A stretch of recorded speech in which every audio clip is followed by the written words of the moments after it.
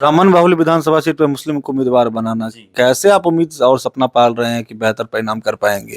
तो हमें लगता है कि जो काबिल हैं उन्हें बेनीपट्टी से चुना गया है। कि लोग ये प्रचलन कर रहे हैं कि टक्कर जो है वो राजद बनाम जदयू है या गठबंधन बनाम महागठबंधन है, लेकिन यहाँ टक्कर में जनसुराज है, बेनीपट्टी में। बेनीपट्टी में। अभी हमारे साथ कैमरा फ्रेम में मंगेश झा हैं, जो कि जनसुराज पार्टी के संस्थापक सदस्य हैं। हरलाखी से आते हैं और हरलाखी विधानसभा से 2020 के चुनाव में निर्दलीय चुनाव लड़े थे। इनकी पृष्ठभूमि की बात करें तो बिहार झारखंड में महिला स्वच्छता और महामारी की दिशा में उन्होंने बेहतर काम किया है, लिहाजा इन्हें लोग पैडमैन के नाम से भी जानते हैं। गूगल पर अगर आप मंगेश झा पैडमैन टाइप करेंगे तो बहुत सारे स्टार सेलिब्रिटी के साथ इनकी तस्वीरें आपको दिख जाएंगी और इनका काम भी दिख जाएगा। और बात करें तो हरलाखी विधानसभा में अब तो विधानसभा चुनाव को लेकर के टिकट बंटना शुरू भी हो गया है। बेनीपट्टी की सीट क्लियर हो चुकी है, मोहम्मद परवेज आलम को यहाँ पे उम्मीदवार बनाया गया है, लेकिन हरलाखी से अभी कोई उम्मीदवार नहीं बने हैं। बड़े बड़े नाम लिस्ट में हैं, लेकिन उन नामों से पहले जो सबसे पहले चर्चा में आए थे, जब जनसुराज से मंगेश झा जुड़ गए थे, तो लोग इस बात की संभावना तलाश रहे थे कि हो सकता है कि मंगेश झा इस बार जनसुराज से मैदान में आए। उन्होंने गतिविधि भी की थी और जनसुराज पार्टी के तमाम कार्यक्रमों में शामिल भी होते रहे हैं, लेकिन बाद में उन्होंने अपना नाम वापस लिया और संगठन में काम करते रहे हैं। फिलहाल जनसुराज में आस्था बनी हुई है। तो इन तमाम जो राजनीतिक घटनाक्रम है, उन तमाम चीज़ों पर, उनकी जो अब तक चल रही है राजनीतिक उठापटक, उन तमाम चीज़ों पर सवाल जवाब करेंगे। सबसे पहले तो बीएल के प्लेटफॉर्म पर स्वागत है मंगेश जी आपका। माँ मिथिले के हमर प्रणाम और बहुत बहुत धन्यवाद विकास जी कि आपने हमें आज अपने स्टूडियो में आमंत्रण दिया और मुद्दों पे बात करने का मौका दिया, तो इसके लिए मैं आभारी हूँ। और आपके चैनल के माध्यम से पूरे मिथिलावासी, बिहार प्रदेश के सभी लोगों को, और साथ ही साथ जो भी 51 लोग जो जनसुराज पार्टी के रूप में जो लड़ने जा रहे हैं आगामी विधानसभा चुनाव, जिनका नाम आया है, घोषणा हुई है, उन सबको मेरा धन्यवाद और अभिनंदन। सबसे पहला सवाल तो मंगेश जी ये बन जाता है, चुनावी समर है, बहुत सारी चीजें चल रही हैं। मंगेश झा जिसको लोग शुरुआत में संभावना के तौर पर देख रहे थे कि हरलाखी से ये चेहरा जनसुराज का बन सकते हैं, बनते बनते रह गए, खुद बैक कर गए, क्या वजह थी? देखिए, कभी कभी क्या होता है कि आप अगर परिवार के दृष्टिकोण में देखेंगे तो माता का जो भूमिका होता है, माता जी का, वो बहुत बड़ी भूमिका होती है। तो मेरा ये मानना है कि आज जिस ऑफिस में आप अभी बैठे हैं, उसके नींव के ईंट में भी एक ईंट जुड़ा हुआ है जो बहुत मजबूती से पूरे इमारत को पकड़े रखा है। तो हम समझते हैं कि अभी बहुत लंबा पारी है सामने, और एक कार्यकर्ता के रूप में, एक संस्थापक सदस्य के रूप में जो आनंद मिल रहा है जनसुराज के लिए काम करने के लिए, तो मैं उससे काफ़ी संतुष्ट हूँ। और जनसुराज में आने के पहले बचपन से ही, मैं बाल अवस्था से ही राष्ट्रीय स्वयंसेवक संघ के साथ जुड़ा रहा, और मैं एक बाल स्वयंसेवक भी हूँ और आगे भी रहूंगा। अब तो युवा हूँ। तो मुझे लगता है कि संघ ने कभी ये नहीं सिखाया कि आप अपने आप को पहले रखें, स्वार्थ पीछे है, राष्ट्र आगे है। तो मेरे लिए अभी मेरा राष्ट्र, मेरा कर्म बिहार प्रदेश है, मेरा मधुबनी जिला है, मेरा विधानसभा है। पार्टी जिसको भी चिन्हित करके लड़ाएगी, उसको पूरा हम लोग समर्थन करेंगे और तन मन धन से उनके लिए हम लोग काम करेंगे। और उम्मीद है कि आने वाले समय में जनसुराज जो है वो बहुत मजबूती के साथ बिहार में आ रही है। ठीक है, आप तो लिस्ट से बाहर हैं, तो आप तो कहेंगे तो अच्छा ही लगेगा कि हम सभी के साथ रहेंगे, जो भी आएंगे लड़ेंगे। लेकिन जो लिस्ट में नाम होता है, उनमें अगर एक चुने जाते हैं और बाकी नहीं चुने जाते हैं तो बवाल हो जाता है। बात बेनीपट्टी विधानसभा की कर लें, परवेज आलम जी को टिकट मिला है और बाकी जो दावेदार थे, बाबत किशोर झा हो, रणधीर झा हो, मनीष जी हो या अधिवक्ता अशोक जी हो, तमाम लोगों में रोष दिख रहा है, रोष खुल करके सामने आ रहा है। यहाँ तक कि निर्दलीय चुनाव लड़ने तक की घोषणा कर दी जा रही है। तो इस तरह की सिचुएशन में जनसुराज जो कहती थी कि हम एक सूत्र में सबको बांध कर रखेंगे, हम बिहार बदलाव के लिए आ रहे हैं, ना सिर्फ टिकट चुनाव लड़ने के लिए आ रहे हैं, कैसे बैलेंस कर पाएंगे इन सब चीजों को? देखिए, जहां तक बात है बेनीपट्टी के प्रकरण को लेकर के, तो आप विश्वास रखिए हम पे कि जनसुराज एक बहुत ही स्ट्रक्चर्ड पार्टी है। इस पूरे संगठन को बनाने में बहुत सारे लोगों का खून पसीना एक हुआ है। सबका प्रोग्रेस कार्ड बनता है और उस पे टिक होता है। तो हमें लगता है कि जो काबिल हैं उन्हें बेनीपट्टी से चुना गया है।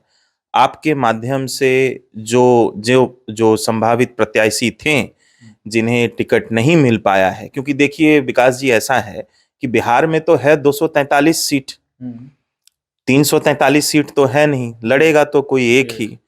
तो मैं समझता हूं कि आपके माध्यम से भी जो भी कार्यकर्ता हैं और जो भी संभावित प्रत्याशी हैं, उनको भी मेरा निवेदन है आपके माध्यम से कि आइए एक सूत्र में आए और एक अच्छे कैंडिडेट के रूप में उनको टिकट मिला है, जो घोषणा हुई है, और हम आशा करते हैं कि वो बहुत मजबूती से चुनाव लड़ेंगे। ब्राह्मण बाहुल्य विधानसभा सीट पर मुस्लिम को उम्मीदवार बनाना, कैसे आप उम्मीद और सपना पाल रहे हैं कि बेहतर परिणाम कर पाएंगे?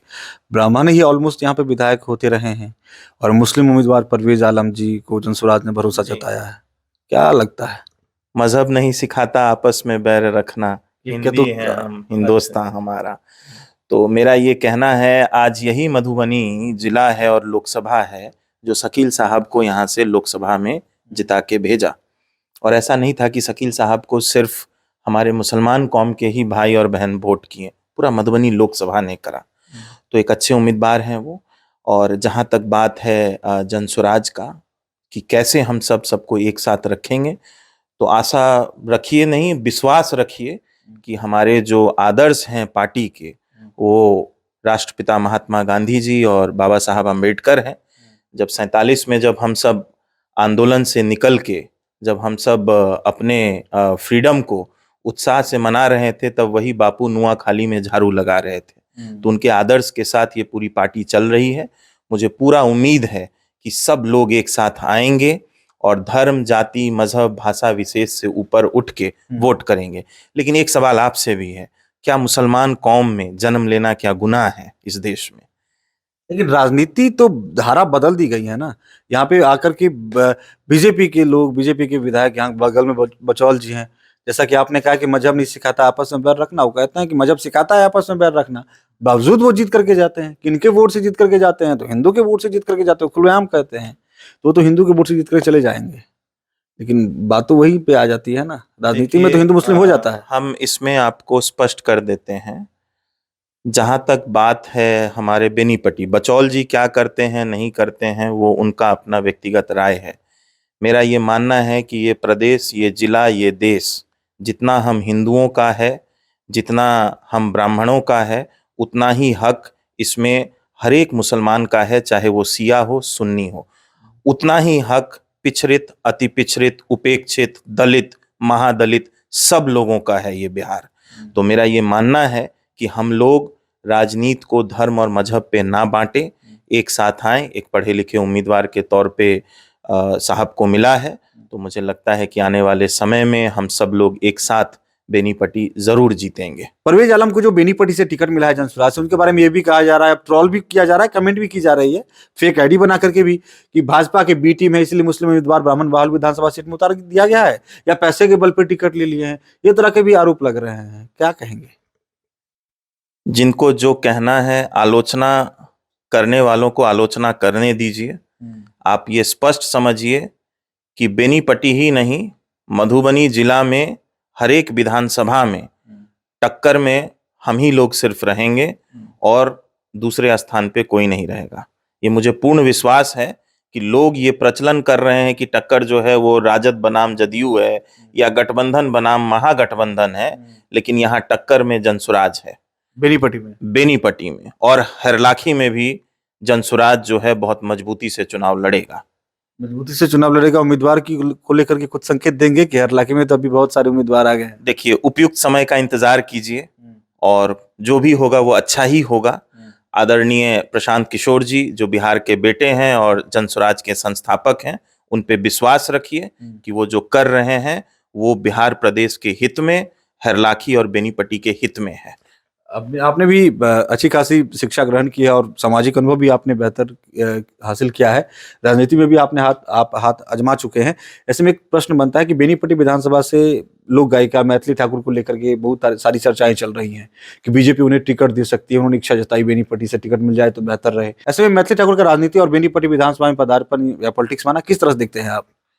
देखिए, मैथिली ठाकुर पूरे समाज की बेटी है, पहली बात।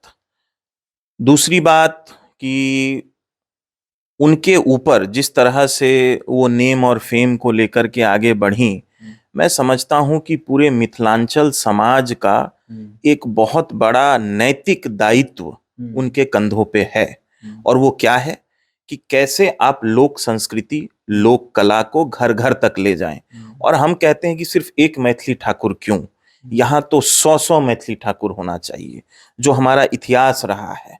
तो मेरा ये मानना है कि उनका चुनाव लड़ना ये काफी जल्दबाजी होगा।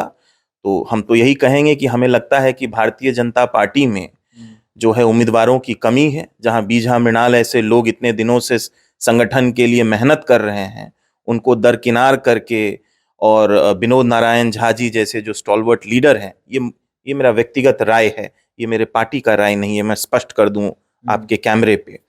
तो मेरा ये मानना है कि एक बहुत लंबा सूची है भाजपा के साथ में, जहां पे शायद वो अपने कार्यकर्ताओं को आगे बढ़ाएं।